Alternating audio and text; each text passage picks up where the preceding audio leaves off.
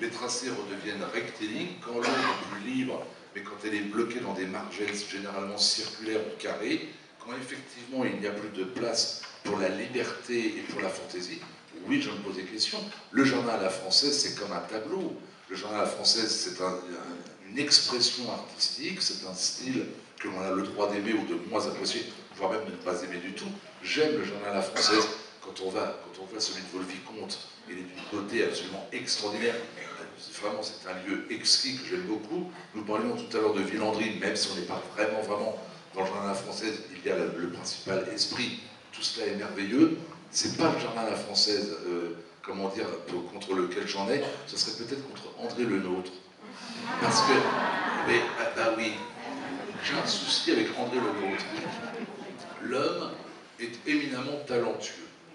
Mais l'homme, déjà, est pingre. Je vous cite une anecdote. Nous sommes en 1686, il est fatigué et décide d'aller chez l'un de ses amis à Pontchartrain y passer quelques semaines.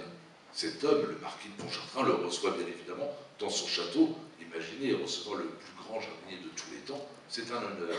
Et il en profite bien sûr pour demander quelques conseils à André Le Nôtre. Eh bien, André Le Nôtre veut lui facturer. Je ne trouve pas ça d'un grand chic. Deuxième exemple, à propos d'André Le Nôtre. André Le Nôtre écrit à son homologue, le duc de Portland, qui est donc en charge du jardin anglais. Et dans la lettre qui est conservée, qui existe bien, André Le Nôtre conseille à ce dernier de venir en France voir les plus beaux jardins. Et il les énumère. Il cite Versailles, bien sûr, il cite Vaux-le-Vicomte, il cite Nantes, justement, il cite Sceaux, je crois, et il cite Chantilly, bien sûr, Chantilly.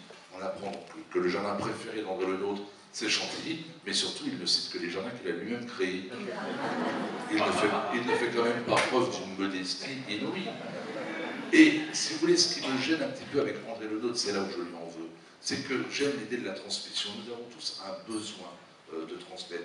J'aime l'idée de rencontrer les gens. Moi, je suis venu aujourd'hui à Aix pour le plaisir de vous rencontrer, vraiment, parce qu'on a besoin de converser, de discuter, et puis de transmettre.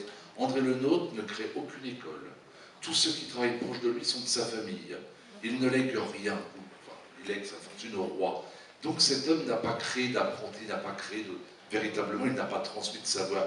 À côté de cela, il y a Jean-Baptiste de La Quintinie. Je sais que votre héros, c'est La Quintinie. Et La Quintinie et Le Nôtre se détestaient. Donc voilà. Ben oui. Il faut choisir. Je vais vous donner un exemple pour La Quintinie qui devrait vous le rendre sympathique. La Quintinie, nous sommes au XVIIIe siècle, au XVIIe, pardonnez-moi. Il y a donc très longtemps. Déjà, il se demandait si la Lune avait une influence sur la croissance des plantes. Mais cet homme s'intéressait à tout. Alors, pour répondre à la question sur la Lune, parce que je suis persuadé qu'il y a une grande partie de l'auditoire qui doit être certainement convaincue que la Lune a de l'influence sur les gens et sur les plantes. Moi, à titre personnel, je vais tout de suite vous le dire, je n'y crois absolument pas pour une raison simple. Quand j'étais enfant, ma maman m'emmenait chez le coiffeur les jours de lune montante. Je crois que pour les cheveux, c'était extraordinaire. Ça me permettrait 40 ans plus tard de douter du résultat. Par contre, et donc, Jean-Baptiste de La Quintinie s'intéresse à l'éventuelle influence de la Lune sur les plantes. Et il note sur ses carnets la date du semis, la date de récolte, la qualité et la quantité des récoltes. Et il en arrive à cette conclusion que je vous soumets, que j'aime beaucoup, la Lune, le prétexte des mauvais jardiniers.